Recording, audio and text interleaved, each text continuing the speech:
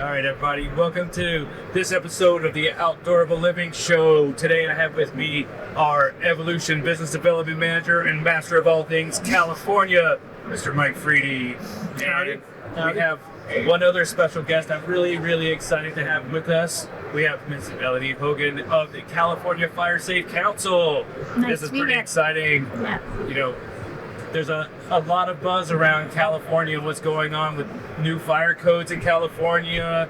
You know, let's be honest, it's been all over the news that the LA fires have really shined a light on some of this, and it's something that I'm pretty interested to see. Mike's much more well-versed in what the goings-on and happenings of this, but coming from somebody, in Texas, I'm a little bit sheltered from what's going on in California, so very excited to have you, very excited to hear from you of what's going on with the California Fire Safe Council and really what that leads to for the future of building industry. Yeah. I'm going to jump in and give you just my little, hey, listen, Texas. I'm a sixth generation Californian. I've heard all of the jokes. I've heard, hey, listen, I haven't moved to Tennessee. I had 6 generations of Californians who have not moved to Tennessee yet. And I'm not going. I'm not. That's all right. Nobody's perfect. Yeah. Keep them coming. Yeah. I just bring that up to say it's not just selling a product. It's not just looking up something. It's my life. It's me. It's my home. It's my kids. It's my family. Government plays a role in safety. Insurance plays a role, but insurance is for profit to it. You have to understand different perspectives. Melanie, you have an entirely different perspective than, say, CAL FIRE. Incredibly important. Whether you like it or not, everybody knows CAL FIRE. They see that logo, you know exactly what that means, what it entails. Sure. You're not CAL FIRE.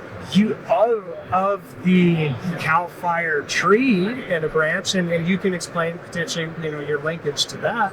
Yeah. But each of these people need a say in this, and that goes as far as a homeowner, an HOA manager, an insurer, a lender, the manufacturer, the distributors and dealers, the builder, the architect, the designer.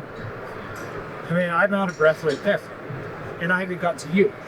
Yeah. And by the way, I'm not like 27th generation California or whatever you said, but I did live in California for 2.5 years, so I understand what a carne asada burrito is, and where the surf break hits and Carlsbad, and I get it. So I'll send you a box of avocados. Yeah, there we go. So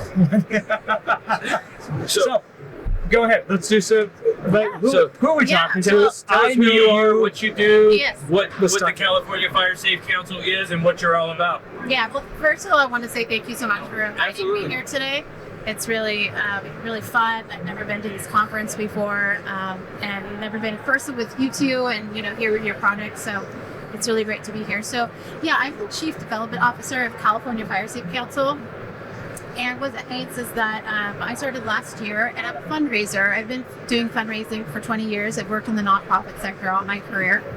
And the California Fire Safe Council has been around since the early 90s. It was a concept of CAL FIRE. And then in the early 2000s, it actually became its own nonprofit organization. And since 2004, we've granted $140 million to wildfire mitigation work across the state of California. Wow. And that primarily goes to these local fire safe councils that are up and down the state, and they're small, they're big. And so those are the communities on the ground doing the wildfire mitigation work. And what that means is primarily our funding has been for vegetation management, getting rid of, dead trees and bush, and defensible space. And I can talk a little bit about what that is and home parking and those kinds of things. But that's really, we live, eat, breathe in that area where we're preparing communities for wildfire, and not necessarily on the other side of like the fires here and it's destroyed. You've said it a couple times, but communities. Yes. That's a hugely incredible word to me. You're an individual, I'm an individual, you're an individual. We have different things.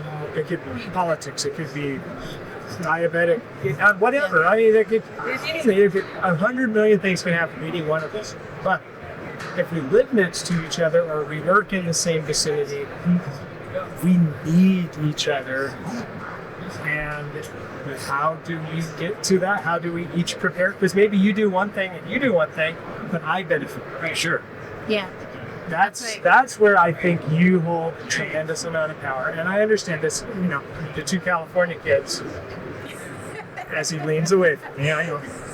Smells good though, doesn't it? I don't know about that. Disclaimer, I'm not originally from California. There we go. Man, where are you from, Rich? anyway, I'll see you guys. But I've lived there for 38 years. She's in. All my family's from the Midwest, actually, and we all migrated. My mother's side of the family all migrated to Arizona and then Northern California when I was 12. So I call it home. I think of it as my home, but I am actually not a native Californian. See, I can work with that. So I'm like somewhere in between you Yeah, two. there we go. Yeah. There we go. So, yeah. They can't see it on the camera, but we have this big fire graphic over there. We talk about how we're CAL FIRE approved, all of these things. But I don't think a lot of people in the building industry understand the importance of the partnerships that someone like yourself and your organization can bring to a manufacturer and what that can really do for people in the industry. Can you talk to that a little bit? Absolutely. So before I even started, this conception of this project that I've been working on called Fire Safe Vendor List was like, it was an idea that people before me knew it had potential, because over the years, all of the fire safe councils and other community-based organizations that we're funding would get a grant from us, a substantial grant, that $140 million that we've been given over the years. And say, great, I thought you do X amount of dollars, who do I hire? Simultaneously, the vendors are coming to us and asking, you have this huge network of wildfire mitigation practitioners. How do I come to you and share what I have that will help will solve the problem? And so the Fire Safe Vendor List, which is coming out March 11th, is the culmination of these two entities, these two groups coming together and being able to be a list really for anybody. It's not just for the organizations that we fund, it's for homeowners, it's for businesses to do, business to business that want to understand about different products and services out there. So it's our inaugural year. We did a call for applications late last year. We had 73 vendors apply. One of the categories is fire safe building and materials. Let's stop there. Stop there for a second. Okay. Stop there. We're at the International Building Show. Yeah. Do you know how many manufacturers are at this show? Oh, I can't even. I don't even know. So many people. We have 4.5 halls full of vendors, and you're telling me only 73 people? Yeah. What do you think that you think it's a lack of education? Do you think it's a lack of knowledge? Because maybe I'm naive, but this seems like a huge opportunity to be a part of as a manufacturer of vendors. Absolutely. Well, we're a nonprofit. We have limited resources. It's me and one other woman working on the project. We kind of started where we knew, with the vendors that we knew. Yep. And so we've been reaching out on social media. Our board members have been helping us. But I really think that, this first year is just the beginning of something bigger, that there's an opportunity for more businesses to get involved. Chiming in on that one here. Yeah. Sure. Yeah. Well, no, if you want to. So, let's start with everyone has opinions. And many times they have more than one, and they're kind of like armpits. There's a couple of them, and chances are good they're going to stink at some point. Fair. I have an opinion and I've done as much due diligence as I possibly can to know that my opinion is just slightly more important than just an opinion. It's an educated thing. I did jump down rabbit holes so wide, I had no idea. I could see the light back at the top when I looked up. But why I bring that up is my opinion is, Melanie, you and your team's list is every bit as important as Cal Fire's building materials list, but for an entirely different audience. And Scott, you asked, why doesn't everybody I'm pointing to, I'm not going to name any names, but why did only 73 folks reach out? I know a few of those answers because I've known a few of these folks, Outdurable. They were in this from the beginning. There are some companies who have been watching and going out of their way to make sure they're part of this because they've seen this coming. Yeah. So there's a bunch of them. But why isn't it more? Remember that list of people I just told you about? All of these folks. When's the last time you've seen them all sit down together and talk? Sure. Makes sense. How many? There's that many vendors here, but how many folks are sitting in here, coming by asking a question, and we're humans. Hey, I want a quick answer, and I'll move on to the next thing. Not your answer. Look, I want to be selfish and be as exclusive as possible, right? I want to be the only one, but I think this is bigger than that. I think so too. So bigger than that. So much. And I think that's one of the goals of this list is an opportunity to learn about what other businesses, what other products and services might be complementary to one another. Sure. And I'm really hoping, and this might sound really California and Berkeley, but to hold space for people to talk about what's needed, collaborate, and learn. This is not a space where it's like we've got it all figured out. Sure. The project itself is beta. Like we're trying to test what's working, what's not.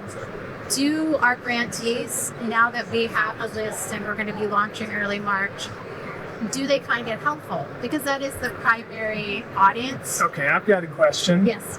Equally as, hey, where are these people? I think I know the answer, but I certainly know none of my friends are out there grant requesting, writing, know even the first thing about it. There's some other folks working with, I think it's the extension at UNR that are really doing some cool stuff with trying to get people to understand that whole process. But how is maybe a good way to get them closer to, well, how about some data points? How about some products? How about some vendors? How about some mitigators? How about somebody who's got a stake in the game? Now you can push that forward. That audit have to help the grant request, grant writing, who's doing it, is it a state, is it a specific fire department, who's asking for this and how in-depth.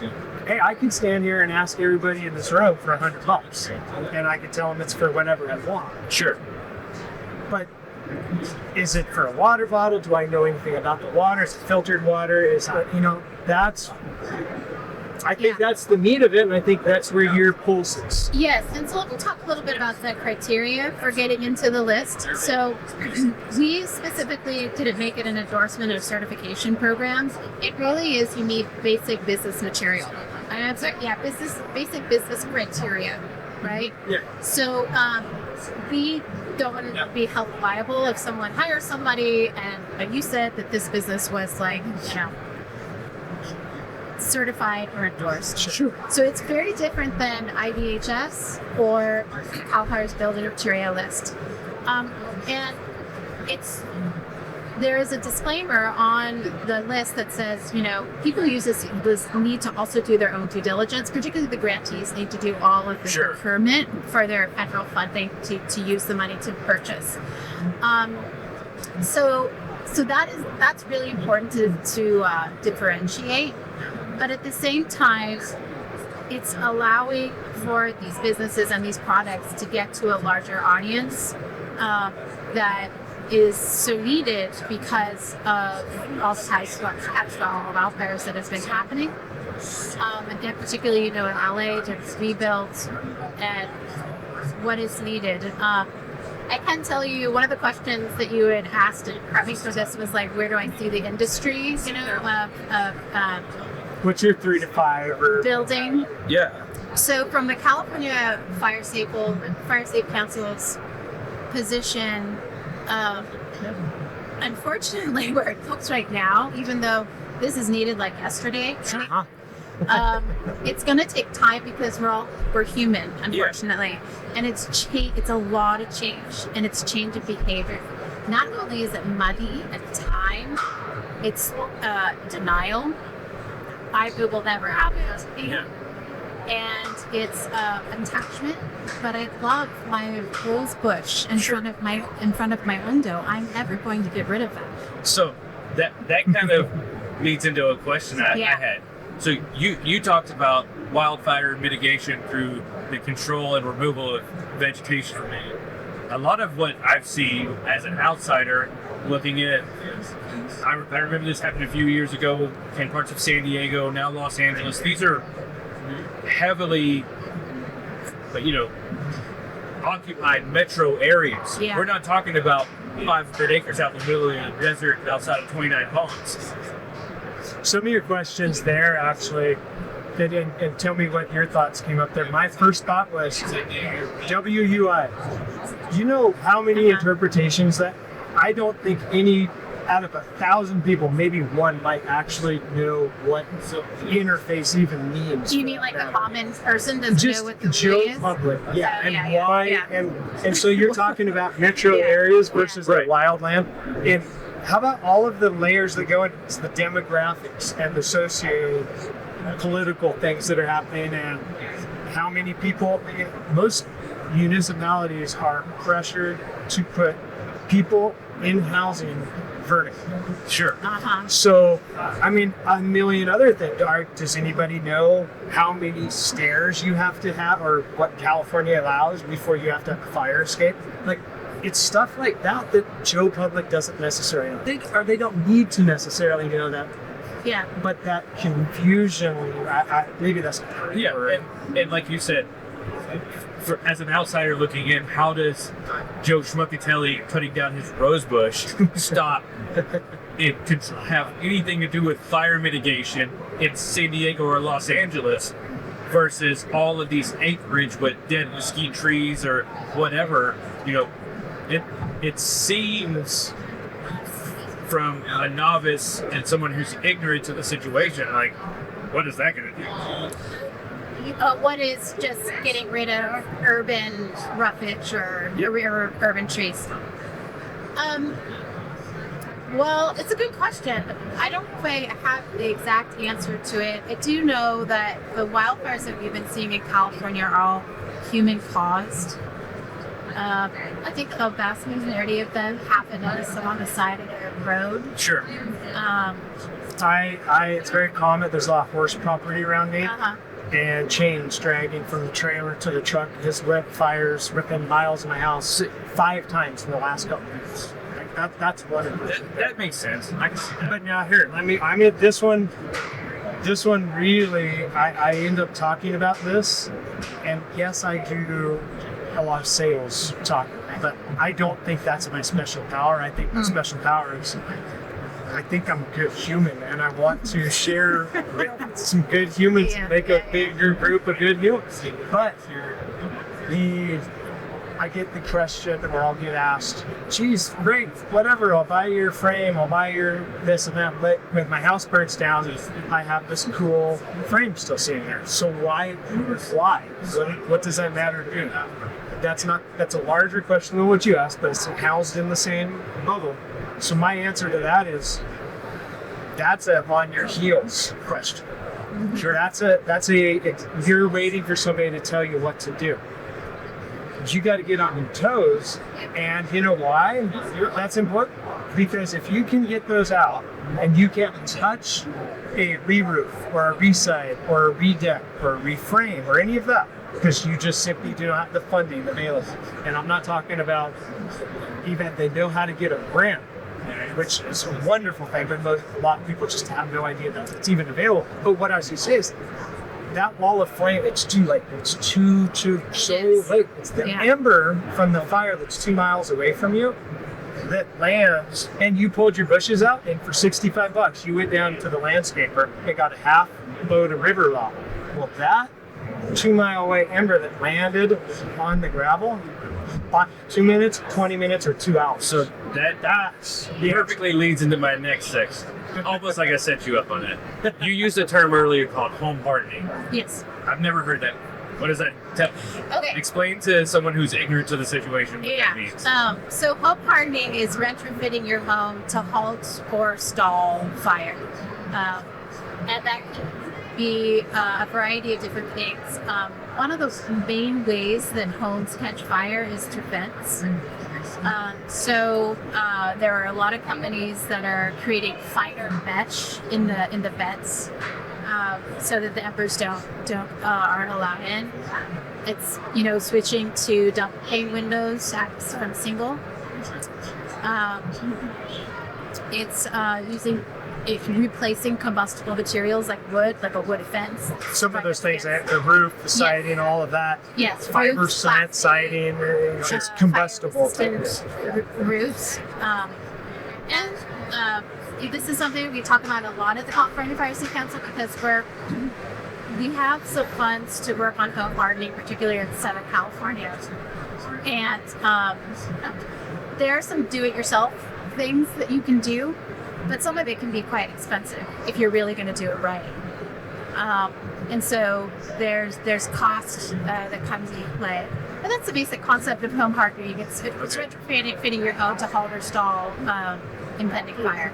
Here's one that I saw spoken of in newscasts, specifically in most recently in Los Angeles County stuff, like videos of fences in between homes, and you can see the one that was just ducking the ash on the left, and there's this triangle of burn actually burning. The flames are going to the right. Right. That top leading edge, because that's oxygen and has fuel and it has the ignition, is burning and it's carrying all the fluid, and it's just got a whole nice fun little path right to the neighbor's house.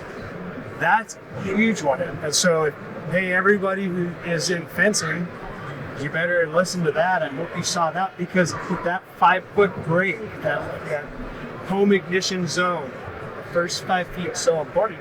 Yeah. Well, guess what? That's that gate that's attached to your house. Exactly. It's stuff like that. That's the defensible space concept. So that's what we also fund. What we call the space, defensible space, and that is you can think of it as like 3 zones. There's zone 0, which is 0 to 5 feet around your home, and there's zone 2, which goes out to 30 feet, and zone 3, which goes out to 100 feet. And you want to think about, as you get those kind of concentric circles around your home go out farther, you want less dense in the when you get out to that further one, that starts to include canopy distances between trees, things like that. So Interesting. and it's just tree or vegetation per. There's not you get 1 tree for every 25 square feet. It's not exactly that, but as you work your way out, you need to. It's a proactive sliding scale as you get back to your house, or facing out from that.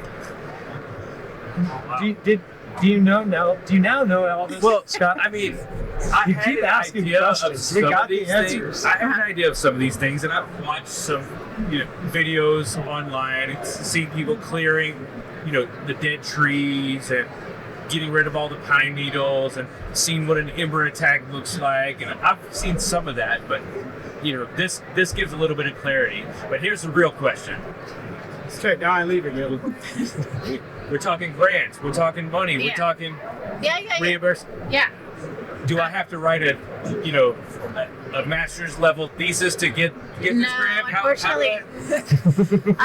So right now, and I think for the foreseeable future, this is what it would be like, is that we fund organizations, right? And so in addition to the 300 fire safety councils throughout the state, we also fund fire department, their fire protection districts, resource conservation districts, HOAs, municipalities. Would resource be like BLM and things like that? Or Resource conservation districts?